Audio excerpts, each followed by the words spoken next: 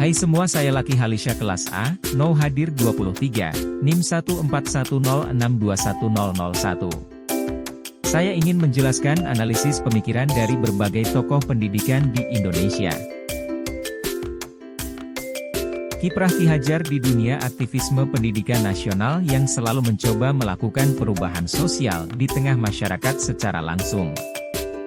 Ki Hajar merupakan seorang jurnalis, pemikir, aktivis politik, tokoh pendidikan dan kebudayaan.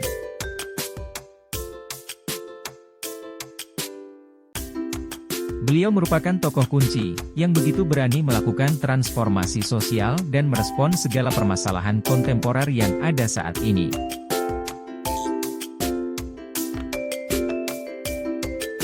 Salah satu konsep pendidikan Ki Hajar Dewantara diaplikasikan lewat rumusan Pancasila. Mengamalkan Pancasila dengan baik dan benar bisa membentuk manusia berbudaya yang cocok dengan bangsa Indonesia.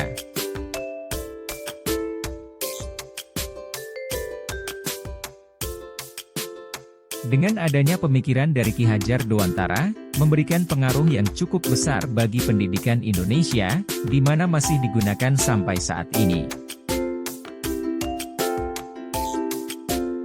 Salah satunya slogan Tuturi Handayani, di mana mampu memerdekakan manusia seperti yang dicita-citakan Ki Hajar Dewantara. Masa pergerakan menjadi semangat pada zaman Syafi'i, pemikiran mengenai penumpuhan budi pekerti anak didik hampir selalu menjadi cita-cita dan pemantik diskursus pendidikan. Anak didik yang berdiri dengan kepala tegak dengan inovasi dan kreativitas otak, tangan, dan hati, jiwa, yang sepenuh-penuhnya berkembang bukan berarti manusia priai elit yang sebenarnya hanya menghamba ketuanya saja, tidak merdeka. Pemikiran Syafi'i pendobrak awal pemikiran tradisional, menjebol legitimasi kekuasaan tradisional, menggoyang kemapanan ajaran-ajaran religius, dan membongkar prasangka-prasangka dalam alam pikir tradisional. Di tengah dunia yang serba pragmatis, pendidikan nasional bagi Winarno butuh metafisika sebagai fondasi. Para pendidik mesti bisa membiasakan anak-anak Indonesia dengan berbagai pertanyaan abstrak mengenai hakikat kehidupan. Meskipun hal ini akan menjadi sukar sebab para guru sudah dibebankan rentetan pengetahuan baku di dalam kurikulum yang harus mereka sampaikan. Bagi Winarno, sikap seperti itu yang justru mesti diperbaiki. Guru yang punya paradigma filosofis, dapat mengajarkan kebahagiaan yang abadi pada muridnya, karena guru tersebut mampu berpendapat kebahagiaan adalah hal yang ingin dicapai dari sebuah proses pendidikan. Pembelajaran dengan landasan epistemologis akan membuka peluang kepada setiap murid untuk mencari, mengeksplorasi, menguji coba atau bereksperimen dan mengembangkan pengetahuannya. Dengan begitu murid pun akan belajar untuk membongkar relasi yang ada di balik pengetahuan yang sehari-hari dipelajari, sehingga ia tidak pernah memahami pengetahuan sebagai hal yang dogmatis. Maka, dibutuhkan satu lagi landasan yang tak kalah penting, yakni aksiologi. Landasan yang memusatkan perhatian pada hakikat, makna dan peran nilai dalam kehidupan ini menjadi penting karena pendidikan nasional cenderung mengorbankan nilai kehidupan yang manusiawi. Dengan landasan aksiologis yang mantap, setiap pendidik dapat memulai aktualisasi dan menjalankan tugasnya dengan lebih baik. Pemikiran Winarno mengajak kita untuk berpikir terkait urgensi pendidikan dan signifikasi filosofi sebagai landasan bagi kebijakan dan praktik pendidikan, di mana mengedepankan jiwa dan karakter yang kuat sebagai wujud dalam gagasan yang original. Hasil penelitian memperlihatkan bahwa pemikiran Koni Semiawan mengenai pendidikan berpusat pada bagaimana cara mengaktifkan siswa di dalam pembelajaran. Pendidikan bagi Koni Semiawan tidak hanya proses untuk mengisi pengetahuan ke dalam otak saja, melainkan menjadi jembatan bagi siswa untuk mengaktualisasikan kemampuan dan bakat yang ada di dalam dirinya.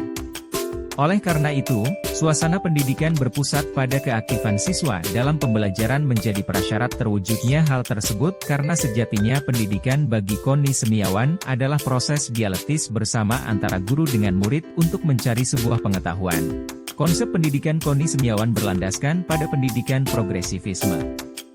Pendidikan progresivisme merupakan aliran pendidikan yang memberikan peranan pendidik untuk menciptakan kondisi edukatif, memberikan motivasi-motivasi dan stimulus sehingga akal dan kecerdasan anak didik dapat berfungsi dan berkembang dengan baik.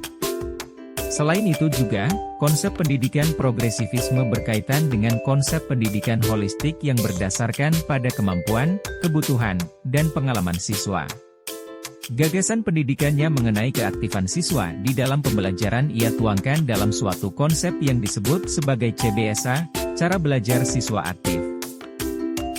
Bakat umum apabila kemampuan yang berupa potensi tersebut bersifat umum. Misalnya bakat intelektual secara umum, sedangkan bakat khusus apabila kemampuan yang berupa potensi tersebut bersifat khusus. Anak yang memiliki bakat khusus menonjol sering disebut dengan istilah talented children, sedangkan anak yang memiliki bakat intelektual menonjol sering disebut dengan istilah gifted children. Bakat memungkinkan seseorang untuk mencapai prestasi dalam bidang tertentu. Tetapi untuk mewujudkan bakat ke dalam sesuatu prestasi diperlukan latihan, pengetahuan, pengalaman dan motivasi. Bakat khusus, talent, adalah kemampuan bawaan berupa potensi khusus dan jika memperoleh kesempatan berkembang dengan baik, akan muncul sebagai kemampuan khusus dalam bidang tertentu sesuai potensinya. Koni Semiawan dan Utami Munandar, 1987, mengklasifikasikan jenis bakat khusus, baik yang masih berupa potensi maupun yang sudah terwujud menjadi 5 bidang, yaitu bakat akademik khusus, bakat kreatif produktif, bakat seni, bakat kinestetik atau psikomotrik, bakat sosial. Dari pemikiran Koni Semiawan, terlihat bahwa kepekaan terhadap bakat umum maupun khusus pada anak sangatlah penting. Setiap anak istimewa, mereka memiliki bakatnya masing-masing. Inilah yang harus disadari oleh orang tua pula, bahwa tidak semua anak memiliki kemampuan di bidang akademik saja atau non-akademik saja. Pendidikan Islam dapat diletakkan sebagai kerangka sosiologis, sekalian menjadi transmisi pewarisan kekayaan sosial budaya yang positif bagi kehidupan manusia. Kemudian, warisan pemikiran Islam juga menjadi dasar pendidikan Islam.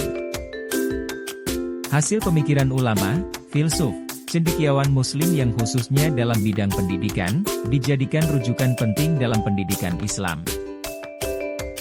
Keberagaman hasil dari refleksi tersebut yang berupa idealisasi atau kontekstualisasi ajaran Islam, jelas mencerminkan dinamika Islam dalam menghadapi kenyataan kehidupan yang terus berubah dan berkembang. Pemikiran Haji A.R. Tilaar tentang pendidikan multikultural, khususnya pada konteks pendidikan Islam yang sangat penting bagi perkembangan karakter siswa pada masa sekolah. Pemikiran Sujiarto mengedepankan pembangunan nasional yang hakikatnya merupakan proses transformasi budaya menuju peradaban negara bangsa Indonesia yang modern dan demokratis berdasarkan Pancasila. Pancasila adalah pembangunan manusia seutuhnya, kecerdasan, watak, dan kepribadian, dan masyarakat seluruhnya, sosial, politik, budaya, dan iptek, yang bermakna juga sebagai gabungan berbagai revolusi dalam satu generasi. Perjalanan bangsa Indonesia selama 65 tahun melalui berbagai periode sistem pemerintahan belum tampak berhasil membangun bangsa Indonesia yang maju, modern, dan demokrasi berdasarkan Pancasila yang cerdas kehidupannya, yang maju kebudayaan nasionalnya, dan yang sejahtera kehidupan rakyatnya. Kehidupan bangsa Indonesia pada saat ini belum sepenuhnya dikatakan cerdas. Hal itu dapat dilihat dari beberapa indikator antara lain, pada musim kering kekurangan air bersih, di musim hujan terjadi banjir dan tanah longsor. Kalau ada bencana alam kita belum dapat mengatasi sendiri dan masih bergantung pada bantuan asing yang hampir dalam semua hal baik modal maupun teknologi, wabah penyakit yang berulang muncul dan mematikan tidak diupayakan secara strategis penanganannya. Masih rendahnya atau belum terbangunnya infrastruktur teknologi, rendahnya daya saing dalam segala bidang, termasuk olahraga, dan tingginya ketergantungan kita pada teknologi impor. Adanya pemikiran Sujiarto seharusnya membuka mata para pendidik pendidikan Indonesia, di mana tujuan utama dilaksanakannya pendidikan berguna untuk di abad ke-21 sebagai kemajuan suatu bangsa ditentukan oleh pendidikan dan ipteknya. Terima kasih sudah mendengarkan paparan materi yang saya berikan kepada kalian semua. Sampai jumpa.